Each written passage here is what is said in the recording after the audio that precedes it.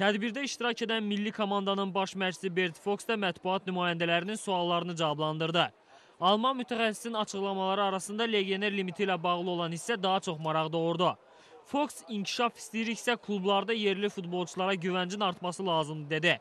Məsələyə geniş yer ayıran Alman mütəxəssis AFFA qarşısında qoyduğu şərtlərdən birinin legioner limitinə yenidən baxılması ilə bağlı olduğunu dedi. Bert Fox'la çox maraqlı bir diskusiya yaşadıq və bax belə bir sual ünvanladıq ki, AFFA ilə sizin gələcək planlarınız, hansı iş prinsipində işləyəcəyiniz açıqlanıb və ümumiyyətlə hansı söhbətlər olub. O bax belə bir cavab verdi və cavabında mən şəxsən bir məntiq gördüm.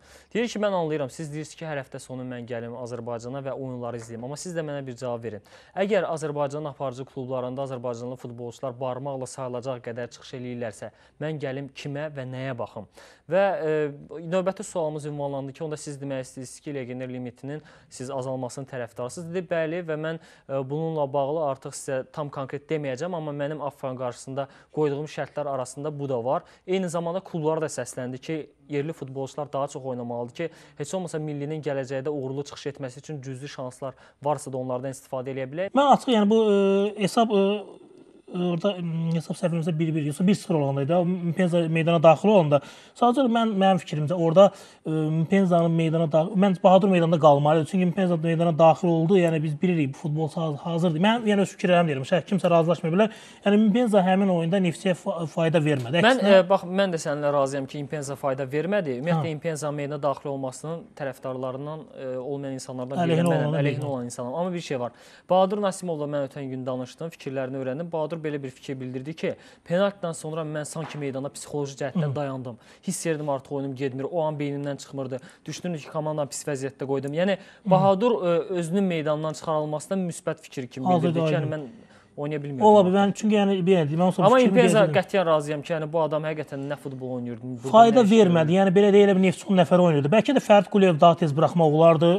Əgər belə deyək, Bahadur yorulmuşsa, yəni baş məşqçini seçim. Mən yəni həm vəziyyəti bilmədiyimə görə konkret fikir söyləmək istəyirəm, amma belə yəni sadəcə görüntü olaraq deyim ki, Mpenza meydana daxil olandan sonra nəinki rəqibə belə deyək, təhlükə yaratdı. Əksinə elə ki, Interin müdafiəçilərə də imkan yaratdı ki, daha çox irəli çıxsınlar və ya belə deyək, təzyiq artırsınlar. Yəni bu əvəzləmə, yəni demək ki, Bahadur həqiqətən hazır deyilsə və psixoloji cəhətdən hazır yox, sadəcə psixoloji cəhətdən həmin epizoddan sonra artıq psixoloji cəhətdən belə deyək də sındı deyək belə. Əgər həqiqətən də elə bir şey dəyişiklik olubsa, bəlkə də Fərdi buraxmaq olardı. Əslində hər şey əvvəldən başlayır. Azalla oyunda 7-1'lik oyunda Mpenza meydana daxil olmasına heç bir ehtiyac yox idi. Onun yerinə misal üçün Ağbala Ramazanovu buraxmaq olardı. Yəni belə oyunda özünü biraz tapsın. Ya Fərid Quliyev bax bugünkü oyun üçün misal üçün daha hazırlığı olması üçün şərait yaratmaq lazım idi. Mpenza'nı məncə bilirsiniz, bu gün mənim şəxsi fikrimdir. Ona milyonlar veriblər, vəsait buraxıblar və bu gün hazır oldu, olmadı oynatmaq istəyirlər ki, nəsə bir görüntü yaransın ki, oynayır. Yerli bir gənc futbolçu yerini tutur. Hər kimisə yerini tutur. Interə orta xəttində uduzdu. Nəyə görə? İndividual olaraq hücumda çox güclü idilər, söz yox. Xüsusən 25 nömrəli İbrahim Iniesta var. Məncə mərkəzə ələ almış tamam. Bəli, yəni tək o yox, həm Asif Məmmədov sürətdə çox güclüdür, həm Iniesta çox sürətli güclü oyunçudur və bu futbolçular hücum eləyərkən hücum bitdikdən də sonra dərhal dala qayıdıb öz komanda yoldaşlarına kömək elərdi müdafiə xəttinə. Amma Neftçidə isə Neftçi hücum eləyirdi və hücumdan sonra dala qayıtmalarda bir balaca problemlər hiss olunurdu. Birinci epizodu ekranlara gətir. Neftçinin birinci epizodunu izləyək, baxaq nə baş verdi orada. Birinci epizod gol epizoduydu, Rəşadın vurduğu gol və meydanda olarkən də elə gəlirdi ki, bu epizodda offside var, oyundan kənar vəziyyət var, amma bax biz sizə belə bir stop kadr təklif veririk. Burada da açıq-aydın görünür ki, ötürmə olan an Interin futbolçusu daha arxadaydı və burada heç bir offside-dan söhbət belə gedə bilməz. Yəni qol təmiz qol idi. Məncə də bu kadrdan sonra narazı olan insanlar da yəni baxdılar, izlədilər və razılaşdılar. Bəli, bax bu Bahadur Nasimovun epizodudur.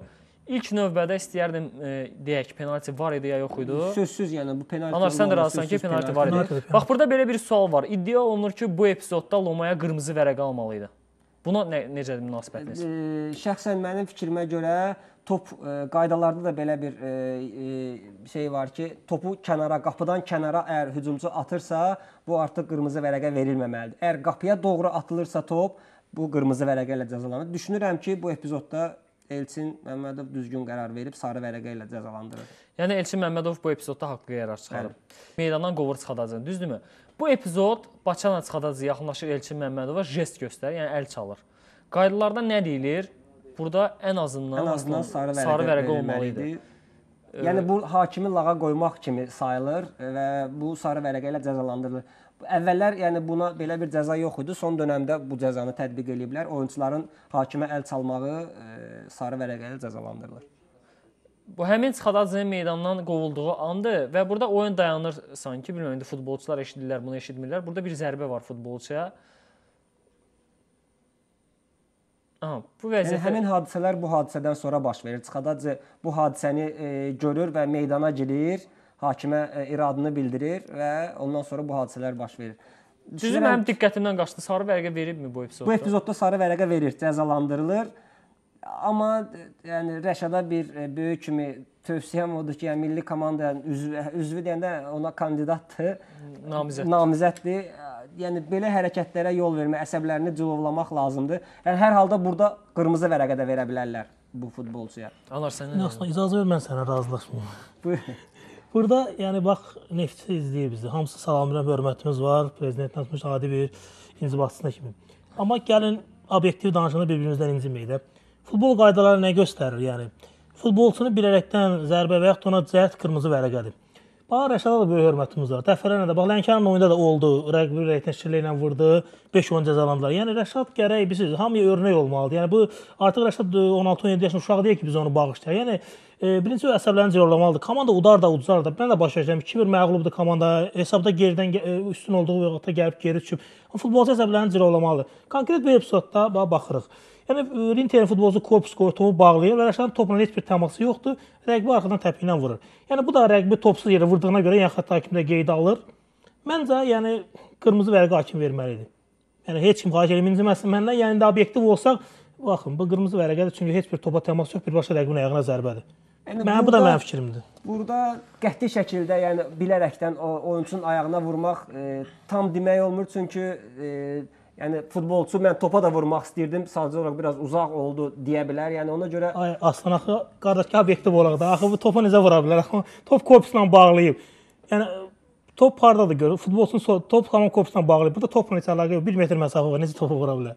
Yəni burada qəti sübut eləmək mümkün deyil. Düzdür, razılaşıram ki, sizə hakim burada qırmızı vərəqə də göstərsəydi, burada biz bu barədə mübahisə eləyə bilməzdik.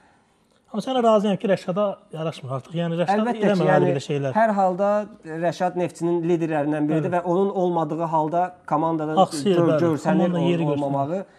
Təbii, yəni Rəşad mənim də simpatiya bəslədiyim oyunçulardan biridir. Yəni meydana qaydanda da, bu oyunda da mən deyərdim Neftçinin heyətində ən fəallardan biri Rəşad idi. Amma yəni həqiqətən də Rəşada qardaş məsləhətidir ki, odur ki, biraz əsəblərini cilovlasın. Yəni hər halda belə hərəkətləri bu oyunda da olmasa növbəti oyunda bir qırmızı vərəqəyə gətirib yenə çıxardacaq. Yəni bir də mən nə deyim, həmişə deyirik burada, yəni bu Lənkəran 4-1 böyük hesablı qələbədir. Mən həmişə danışanda bunu deyirəm ki, Lənkərandan mən bu cür oyun gözləyirəm. Hələ bu ən ideal oyunu deyil. Amma yəni 4-1 hesablı qələbə artıq komanda 2-1-dən sonra hücumlarını davam etdirir. Fikir verin, Vobay görün nə qədər irəli çıxıb. Bu elə futbolçu ki, bu futbolçunu mən həmişə dedim, Rednik çox arxaya çəkirdi. Futbolçu topa aç futbolçudur. Buna imkan verirsən, texnika ilə istədiyin eləyir meydançada. Topu sevən bir futbolçu ilə buna görə imkan verəsən. Bu oyunda o imkanı biçər ona verdi. Nisbətən irəli çəkmişdi onu. Bir dayaq yarım müdafiəçisi mövqeyindən yox, bir qədər belə deyək, öndə oynadırdı və o da öz bəhrəsini verdi. Yəni 4 top vurdu, həqiqətən oyun planda da üstələdi. Səviyyə baxın Aslan dedi. Yəni yenə də deyirəm, bu ölçü deyil Lənkəranın oyununa qiymət vermək üçün. Çünki görün və qiymət verin. Bu epizodda penalti varmı? Mənə elə gəlir ki, penalti yoxdur bu epizodda. Mübarizə gedir. Semedo da səhv eləmirsə. Bəli. Kimliyi fərq eləməz, əsas epizoddur. Yəni varmı burada, yoxdurmu? Yaxşı, belə deyək. Məncə də penalti yoxdur. Tutalım penalti var və ya yoxdur. Qırmızı vərəqə verib. Qırmızı vərəqə də çox ağır cəzadır. Düşünürəm ki, Semedo hələm topu ram eləməli idi və qapıçı ilə yaxınlaşdı. Orada da 2 futbolçu yanında var. Yəni təkbətək deyil. Mənə elə gəlir səhv qərardır. Yox, məncə qayda pozuntusu olsaydı qırmızı verə bilərdi. Çünki həmin anda artıq ən öndə olan futbolçu Semedo idi. Amma biz bu epizoda baxırıq ki, yəni məhz İmini bu epizoda baxır, yəni artıq burada Lənkəran futbolçu özünü atır yerə. Daha doğrusu öz rəyimizi bildirir. Hər halda dəqiq bir şey demək bizə də buradan çətindir, amma gördüyümüzə uyğun nə deyə bilərik? Həqiqətənmi bu epizodda penalti var idimi? Yəni Rauf topu göstərir. Əkrəm Xodzic biraz cüssəsi ağır olduğuna görə əks tərəfə döndərir topu Rauf və o fikir versəz, yəni ayağını saxlayır arxada və qaldı biraz da qaldırır. Baxmadan qaldı. Yəni bu ona haqq vermir ki, baxmırsansa bu cərimə zərbəsi deyil. Yəni düşünürəm ki, hakimin qərarı doğrudur və 11 metrlik cərimə zərbəsidir. Çünki biz burada Rauf mən tanıdığıma görə Rauf simulyasiya edən futbolçu heç xoşlamır. Yəni təmiz futbol oynayan bir futbolçudur. Hakimin gözündə də baş verir. Mən aslan razıyam. Yəni üzü bu yan oldu, üzü arxaya tərəf oldu. Qapıya gedən rəqibə maneə yaratdı. Biraz gülüncdür müdafiəçinin üzü öz qapısına tərəf arxası ilə top almaları bir balaca. Oradan da gülüncdür. Yəni bu cür taktiki səhvlər oyunçu üçün təbii ki 11 metrlik cərimə zərbəsinin nəticələnəcək. Ağır oyunçudur. Bizdə futbolda termin var ya, partisipə deyirlər də. Yəni oyunçunu birə-bir keçmək. Burada yəni partisipə götürür Rauf, artıq Əkrəm ağır olduğuna görə dönə bilmir. Hakimin gözü önündədir. Yeri gəlmişəm, mən Fariz Yusufova təbrik eləmək istəyirəm. Bu oyunu yüksək səviyyədə idarələdi. Mən bu oyunu da izlədim 90 dəqiqə. Özə xüsusən bu epizoda alqışlayıram ki, yəni bizdə hakimlərdə var bəzən. Yeri gəldi, gəlmədi hər penalti sarı vərəqə göstərirlər. Yəni tam haqlı olaraq məncə burada sarı vərəqə də göstərmədi. Yəni penaltini təyin elədi. Bakı ilə başa-baş oynadılar. Bir təcrübə, bir də Aslan Razıyevə qapıçının səhvi Popoviçin həll elədi oyunu. Mən Bakı haqqında nə deyim? Bakının sadəcə burada problemi, mən həmişə demişəm, baş məşqçi problemidir. Starkov nə qədər ki Bakıdadır, biz Bakı haqqında bu cür danışacağıq. Heyət güclüdür, səviyyəli futbolçulardan təşkil olunub. Yəni bir-iki 3 dənə sırf hücumçu var. Jaba, Parks, bir də Verpakovski. Üçünü də eyni anda buraxır meydançaya. Birinin sırf hücumçu kimi, ikisinin inside, cinahlardan oynadır. Nə ehtiyac vardır? Outsiderə qarşı oynayırsan, öz meydançanda oynayırsan sən. İki hücumçu burax, Verpakovski lazım deyil. Mən bir dəfə demişəm ki, yəni bu futbolçunu, futbolçu vaxtı keçib artıq. Yəni şikəst şeydir, çıxır ora, yəni heç bir xeyir vermir, əksinə ziyan verir. Yəni futbolçu artıqdır. Sadəcə Starkov gətirib indi öz yəmi yerisidir, məcbur sarı oynadır. Bu aydın məsələ. Çünki futbolçu bu xeyir vermir komandaya. Amma hər halda fərqlənən futbolçu Verpakovski oldu. Fərqlənə bilər. O mənim fikrimi dəyişə bilməz. Futbolçu boş qapıya da top vura bilər. Yəni boş qapıya vurulan top idi. Axı biz gəlin Parksın Lənkərana vurduğu qol, o fərqlənməklə bu fərqlənmə biz müqayisə eləməliyik axı. Bu mənim fikrimdir. Ola bilər kiməsə görə Verpakovski xeyir verir. Mənə görə xeyir vermir. Jaba ilə Parksı oynatmaq lazımdır sırf hücumda. Şoret başa düşdüm yox idi. Sesnasıl çox idi. Bunlar ciddi itkilərdir. Amma onlar olsa da belə, yəni niyə görə axı? Ümumiyyətlə son vaxtlar bu müasir futbolda ikili hücumçu keçib, tandem artıq itib. Hamı bir hücumçu ilə oynayır. Müasir futbolun tələbləridir. Amma bu cür rəqiblə, bu öz meydançasında oynayanda heç olmasa yəni iki hücumçu ilə oynamaq lazımdır. Bir hücumçu ilə çıxırsan, oyunun da geçsinə, qoldan sonra çəkilirsən, müdafiə əks hücum taktikası bu Bakının futbolu deyil. Mən açıq deyirəm buradan. Bakının o şəraiti, yaradılan imkanlar, hər bir Bakı hələ bu oyun ona layiq deyil. O yaradılan şəraitə layiq deyil. Yəni burada da mən baş məşqçini günahlandırıram. Yəni komanda qarşılığını vermir baş məşqçi komanda. Məncə əgər bu ilə ən az rəhbərlik həqiqətən də böyük super şərait yaradır. Yəni super şərait.